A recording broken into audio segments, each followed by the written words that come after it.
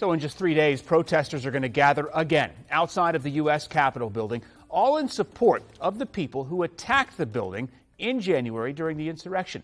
Security, of course, is on high alert. Workers will begin installing a fence tonight around the perimeter. Capitol Police have asked the Pentagon to have National Guard troops ready to go in case they're needed. Everyone, of course, hoping to avoid another invasion of our nation's hallmark and symbol of democracy. Now, to dig a little deeper on this weekend's rally and the psychology surrounding domestic extremism, I've asked psychiatrist Dr. Ziv Cohen to join us. He's an expert on extremism, violent behavior, and conspiracy thinking at Cornell. So, Dr. Cohen, thanks for coming on with us. You know, it's been almost a year now since the 2020 election, 252 days since the insurrection on the 6th of January, but we're still seeing and hearing these conspiracies about election fraud. Why do you think that is? And have you seen this growth in extreme thinking over the years? Definitely. I think it's relevant that we're at the anniversary of 9/11. I would say that as a forensic psychiatrist, since 9/11, there's been a steady growth in conspiracy theories and just ordinary folks believing in them. It started with Loose Change, that conspiracy theory movie about 9/11, and it's just gone on to Pizzagate, QAnon, a stolen election. So we're seeing more and more of this, and it really seems to be fueled by social media. People spread these things over social media, and they instantly believe what their friends share with them. So this has really taken on a life of its own, and it's dominating people's thinking. You know, what we're going to see this weekend is basically the insurrectionists conference. They're going to be out from their homes, out from behind their keyboards, where they are able to see face-to-face people with like-minded views. They've said that their plan is not for there to be any violence. They also said that about January 6th prior to, and then we saw police officers beaten with flagpoles and American flags. Do you think there's the potential for violence here? And how would we know in advance if extremists thought would transition into some sort of violent action? Absolutely, there's potential for violence here. So it is really a little bit like January 6th 2.0. The reason I say that is it's a conference, or it's a gathering that's fueled by a conspiracy theory. And the theory is that the election was stolen.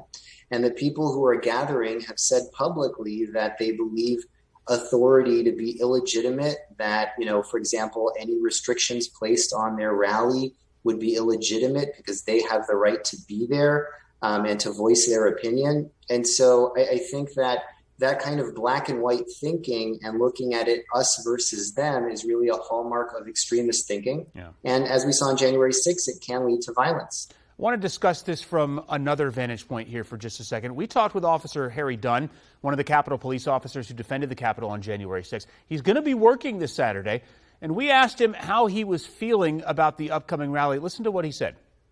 Do you think the Capitol Police is ready for Saturday, this Justice for J6 rally? We have new leadership in place to include a new chief, new sergeant at arms, who assists with the security of this complex. And I'm encouraged that the people in charge are going to put us in the best position to be successful. Do you have any fear about what could happen on Saturday? Yeah, did you see what happened January 6th? Of course.